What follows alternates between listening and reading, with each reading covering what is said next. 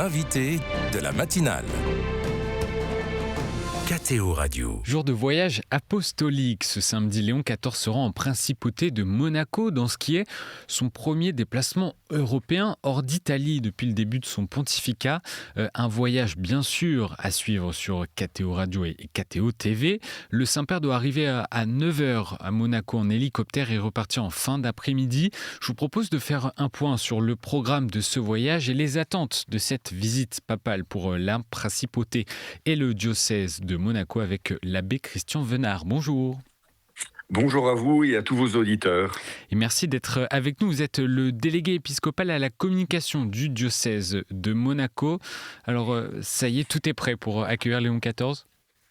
Si tout n'est pas prêt, tout le sera à la manière méditerranéenne ou italienne. Vous savez, on vit un peu sous ce mode-là aussi à Monaco. Mais oui, bien sûr, on piaffe d'impatience de voir poindre dans le ciel méditerranéen l'hélicoptère du Saint-Père. Parce que vous avez eu peu de temps au final pour préparer cette visite.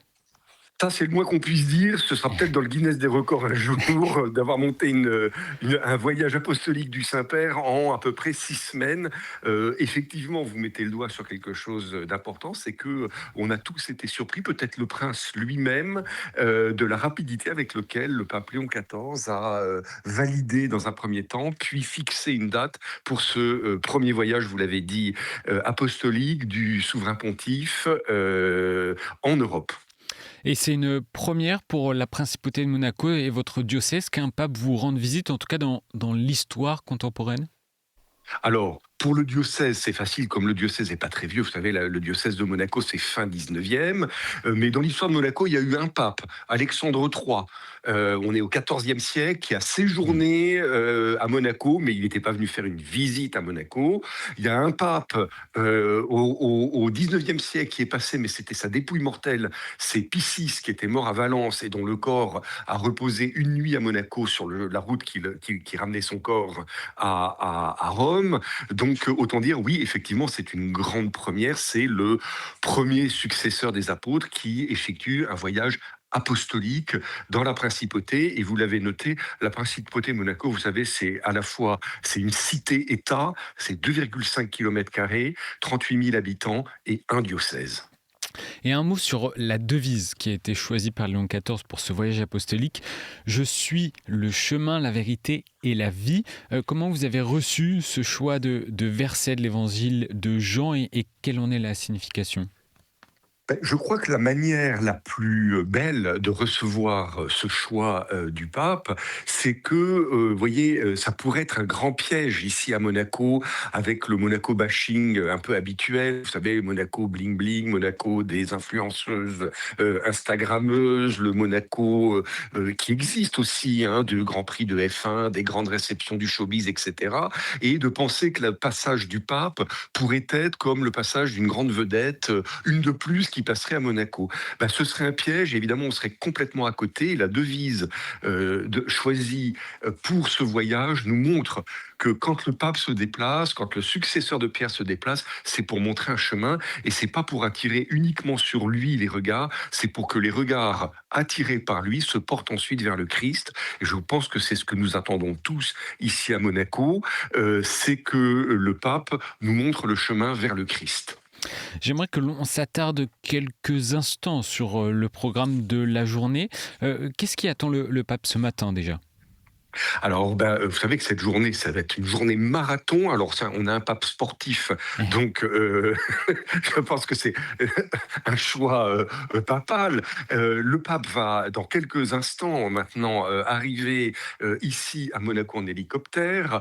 Il devrait être là vers 9h. Il va aussitôt partir en cortège, comme ça se fait pour tous les voyages apostoliques, vers le palais princier, où là, il y a une première séquence que le Vatican dénomme visite de courtoisie, où le pape est évidemment reçu par son Altesse Sérénissime le prince Albert II, par son épouse, la princesse Charlène, par la famille princière, par les hautes autorités monégasques.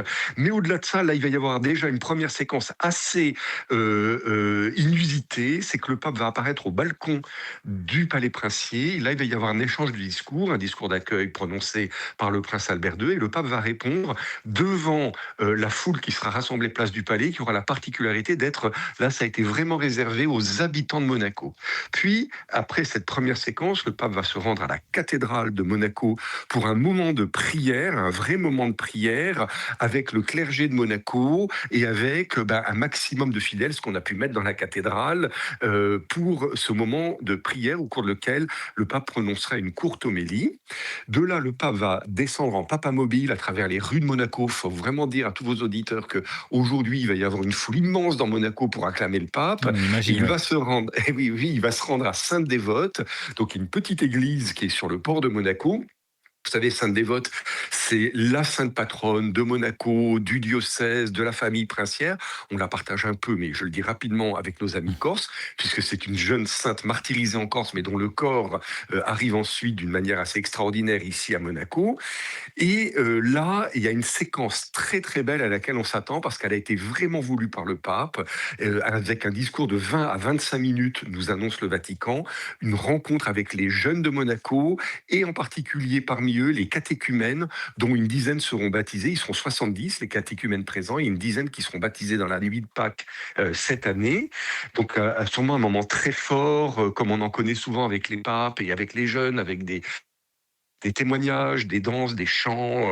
Donc vraiment un très beau moment auquel on s'attend là. Et Et puis cela met le en pape va lumière ensuite. la pastorale des jeunes sur le rocher aussi, cette rencontre. Bien sûr, c'est quelque chose, vous savez, qui est très peu connu.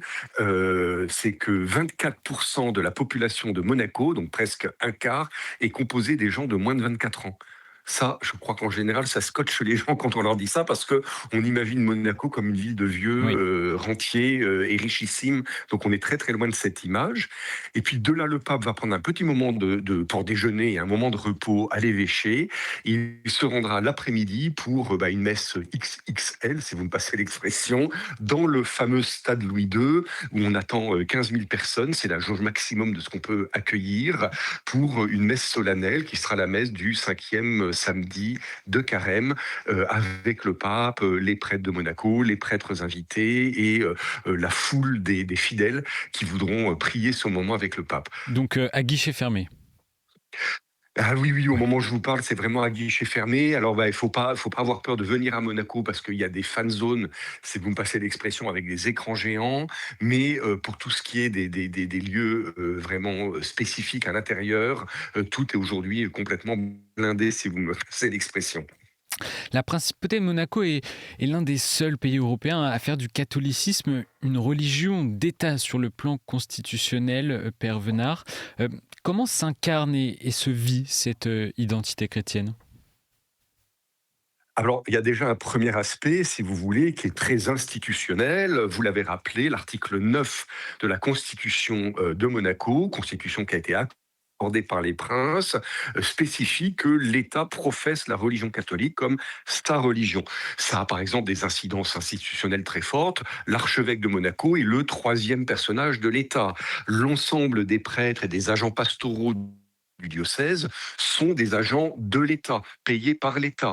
Les églises, tout ce que nous utilisons pour le travail quotidien du diocèse, tout ça est financé par l'État. Je suis à la tête de la communication du diocèse. Tous les moyens que nous avons, on a de très beaux moyens, nous sont donnés par le gouvernement princier. Ça veut dire que évidemment, ça a des conséquences sur et là on va rentrer un peu plus profondément. Je vais faire un parallèle, si vous voulez. La laïcité en France, c'est un principe auquel adhère la République française, qui fait que le droit, l'État, la société sont en quelque sorte irrigués par ce principe de laïcité. Eh bien, en choisissant le catholicisme comme religion d'État, ça veut dire que les principes du catholicisme, ici à Monaco, irriguent le droit, l'action de l'État et toute la société. Et ça, je termine là-dessus pour ne pas être trop long, quand on parle de toute la société, c'est pas uniquement sur un plan institutionnel, c'est aussi, si vous regardez de près toute la vie monégasque, la vie publique à Monaco tout au long de l'année, vous voyez qu'elle est émaillée, ponctuée en permanence de grandes cérémonies dont la partie religieuse est toujours une partie importante, parfois première. Et notamment la célébration de Sainte Dévote. La principauté de Monaco peut vous l'avez dit, je le rappelle, peut avoir l'image d'un État habité par des privilégiés, mais la population est plus diverse qu'on ne l'imagine. Qu'est-ce que cette visite représente pour les Monégasques ? Alors, vous avez raison d'insister sur cette diversité. C'est à la fois une diversité d'origine, un cinquième de monégasques, donc 4/5 qui sont des étrangers, un cinquième d'italiens, un cinquième de français, et puis tout le reste, c'est les 150 nationalités du monde entier, une diversité aussi économique, une diversité culturelle, mais au-delà de cette diversité, qui d'ailleurs nous rapproche par certains aspects du Vatican, qui est Oui, aussi un monde multiculturel. Au-delà de tout ça, si vous voulez, il y a une même ferveur autour de cette visite. Une ferveur qui se manifeste par beaucoup de reconnaissance au souverain, au prince Albert II, d'avoir obtenu cette grâce, cet honneur que le successeur de Pierre vienne nous rendre visite. Et puis beaucoup de reconnaissance, évidemment, et de ferveur pour la personne du souverain pontife. Voilà, il y a vraiment un élan d'affection, d'amour vis-à-vis du pape, qui a accepté de prendre en compte ce micro-État, ce petit confetti sur la planète qu'est Monaco. Et ça nous touche beaucoup parce que, vous savez, ici à Monaco, les gens, quels qu'ils soient, on souffre tous un peu du Monaco bashing qui est souvent véhiculé, ou des caricatures en tout cas, qui sont véhiculées comme si Monaco se réduisait à la place du casino et aux ultra riches qui viennent y montrer leur richesse. Si vous voulez, souvent j'ai l'habitude de dire, c'est à peu près comme si en parlant de Paris, on disait de Paris c'est uniquement la place Vendôme. oui, exactement. Et comment, moi je me demandais également comment les paroisses et les catholiques se sont préparés à l'accueil de Léon XIV. Alors d'abord et avant tout spirituellement, à la demande de notre évêque. Ça a été un mouvement de ferveur dans les paroisses. L'évêque a fait composer une prière qui a été lue à toutes les messes dans les paroisses. Vous savez, au passage, tous les week-ends, ça va vous paraître extraordinaire à vos auditeurs, sur un petit diocèse de 38 000 habitants, il y a 40 messes célébrées tous les Ah ouais. week-ends entre le samedi soir et le dimanche. Donc il y a beaucoup de ferveur autour de cette arrivée du pape, une préparation spirituelle. Notre évêque a beaucoup insisté aussi sur le fait que ce voyage venait ponctuer notre carême, et Bien qu'une sûr, bonne oui. manière de vivre notre carême, c'était aussi de préparer cette visite dans nos cœurs, en pensant que le pape vient ouvrir pour nous la semaine sainte, puisque le lendemain, C'est le dimanche des Rameaux, oui. dès demain dimanche, c'est le dimanche des Rameaux. C'est d'ailleurs pour ça que le pape voulait rentrer tôt à Rome, pour pouvoir lui se préparer aussi aux grandes célébrations de la Semaine Sainte. Et puis évidemment, il y a tous les préparatifs matériels. Je vous donne un chiffre. Quand on a ouvert, avant même qu'on ait ouvert la possibilité de s'inscrire pour les volontaires, on en avait déjà 200 qui s'étaient manifestés, des gens de Monaco, qui s'étaient manifestés, des jeunes de Monaco, pour dire on est volontaire pour aider. Donc tout le monde, vous savez, dans un petit diocèse comme le nôtre, tout le monde a dû mettre la main à la pâte, parfois dans des tâches extrêmement cachées. Mais on essaye d'un point de vue média, de bien renseigner cela pour qu'après, on se rende compte de tout ce travail backstage, comme on dit dans notre langage épouvantable de communicant, les coulisses de ce voyage avec, vous savez, pour un petit exemple, voilà, les 2 prêtres qui sont partis en Italie pour aller récupérer les 15 000 hosties qu'il fallait commander, les chasubles pour cette messe. Enfin, voilà, il y a tout un travail derrière qui est en même temps passionnant, mais et dans lequel tout le monde s'est vraiment impliqué.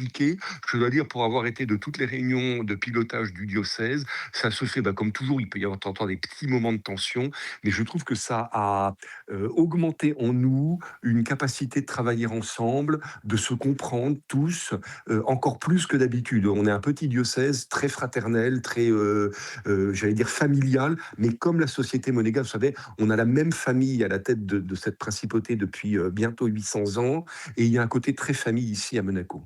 La famille des Grimaldi, effectivement. Mais merci beaucoup, Père Christian Venard, de nous avoir explicité toutes ces attentes pour le diocèse, pour les catholiques, pour la principauté de Monaco, du voyage du pape Léon XIV, voyage apostolique. Donc le pape qui devrait arriver à 9h dans la principauté. Nous n'avons pas abordé les liens diplomatiques entre la principauté et le Saint-Siège, également auxquels s'intéresse notre journaliste Cyprien Viette dans l'interview romaine avec Philippe Orango, c'est l'ambassadeur de Monaco près le Saint-Siège. Ça a retrouvé également cette interview en podcast. Merci beaucoup, abbé Christian Venard, d'avoir été avec nous ce matin. C'était avec joie. Merci à vous. Et bon voyage. Et bonne visite. Profitez-en. Merci beaucoup.